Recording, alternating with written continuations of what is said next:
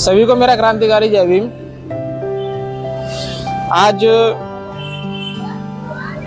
एक ऐसा ऐतिहासिक दिन है जहां बाबा साहब डॉक्टर भीमराव अम्बेडकर जी ने अंतिम सांस ली थी, यानी कि 6 दिसंबर 1956 में बाबा साहब डॉक्टर भीमराव अम्बेडकर जी ने अंतिम सांस ली थी।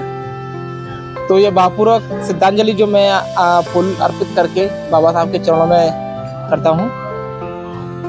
तो आज बाबा साहब की जो संघर्ष था उसको याद करते हुए बाबा साहब ने हमारे लिए इतना बड़ा जो संविधान बनाया है उसको याद करते हुए आज भावपूर्वक श्रद्धांजलि मैं दे रहा हूँ बाबा साहब के चरणों में। तो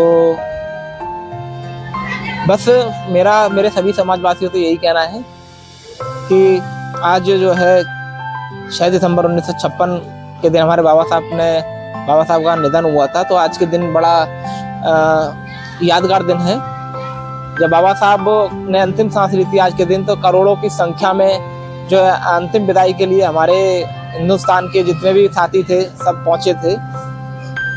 तो वो ऐसा महान व्यक्ति यानी ऐसे महान हमारे बाबा साहब थे जो ना तो जन्मे हैं अभी तक और ना ही शायद अभी जन्मेंगे, क्योंकि बाबा साहब ने जितना संघर्ष किया था, बाबा साहब ने अपने संघर्ष को दिखाते हुए दलित, पिछड़े और दबे कुचले लोगों को लिए बहुत संघर्ष किया था।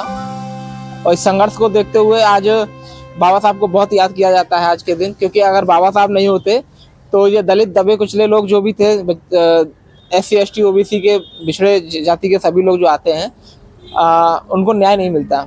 आज वो उसी हालत में होते, कीचड़ साफ कर रहे होते, गंदे कपड़े पहन रहे होते, अच्छे मकानों में नहीं रह रहे होते। अब बाबा साहब के संघर्ष और बाबा साहब के संविधान की बदौलत आज अच्छे मकान में, अच्छी गाड़ियों में और अच्छे कपड़े पहनकर घूम रहे हैं।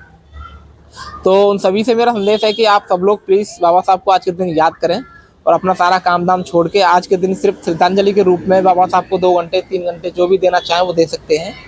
मैं भी अपना काम धंधा सारा बंद करके और बाबा साहब के चरणों में कुछ समय के लिए आया हुआ हूँ। लेकिन मेरा सभी देशवासियों से ये भी विनम्र अनुरोध है कि प्लीज़ आप लोग अम्बेडकरवादी हैं तो आप लोग बाबा साहब के मिशन को अधूरा ना छोड़ें, बाबा साहब के मिशन को चलाते रहें लगातार।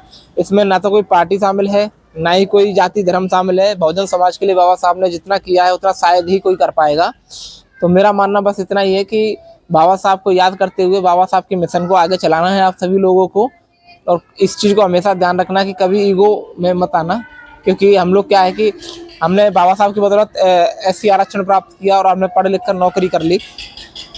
पढ़ता लिखता वही पढ़ने लिखने का भी अधिकार बाबा साहब ने ही दिलाया था आप लोगों को। तो जो आरक्षण की बदौलत आप सरकारी नौकरी या प्राइवेट अच्छी कंपनी में जॉब कर रहे हैं, वहाँ भी देखा जाता है, प्राइवेट कंपनी में भी देखा जाता है कि किस जाति वर्ग से आता है ये बंदा, उसे अच्छी पोस्ट मिलेगी कि नहीं मिलेगी। लेकिन अपनी काबिलियत पे हमारे साथी काबिलियत के अनुसार अच्छी पोस्ट पर भी बैठे हुए हैं। लेकिन सरकारी नौकरी के लिए आरक्षण की आवश्यकता जरूर होती है, क्योंकि हमें आरक्षण नहीं मिलता तो हमें सरकारी नौकरी कभी नहीं प्राप्त होती। तो हमारा मानना ये है कि आरक्षण के प्रति जैसे ही आपको नौकरी मिली है उसी अनुसार आप लोगों का भी हक बनता है कि बाबा साहब के संघर्ष को याद करते हुए, बाबा साहब की 4 बच्चों की कुर्बानी को याद करते हुए और माता रामाबाई ने जो संघर्ष झेला है, माता रामाबाई ने जो त्याग दिए हैं उसको याद करते हुए हमारा फर्ज बनता है कि बाबा साहब के मिशन को आगे चलाना। क्योंकि बाबा साहब के मिशन में आड़ नहीं बनी थी माता रामाबाई ने बाबा साहब का बहुत ही संघर्ष रूप से साथ दिया था माता रामाबाई ने, क्योंकि वो दुख में रहती थी, भूखे रहती थी, कपड़े भी पहनने को नहीं थे, कष्ट झेले थे बाबा साहब की याद में। तो इसको याद करते हुए हम चाहते हैं कि आप लोग भी बाबा साहब के लिए इतना सा 2 पल निकाल ही सकते हैं।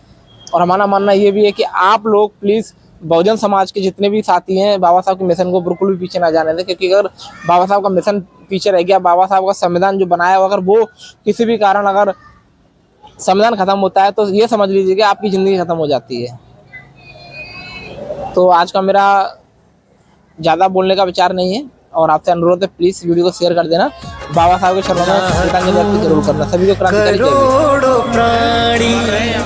आंसू बहा रहे हैं, लाखों करोड़ों प्राणी आंसू बहा रहे हैं।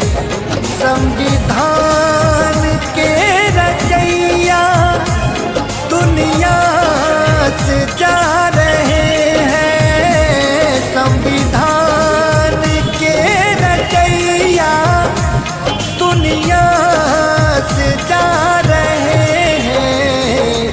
लाखों करोड़ों प्राणी आंसू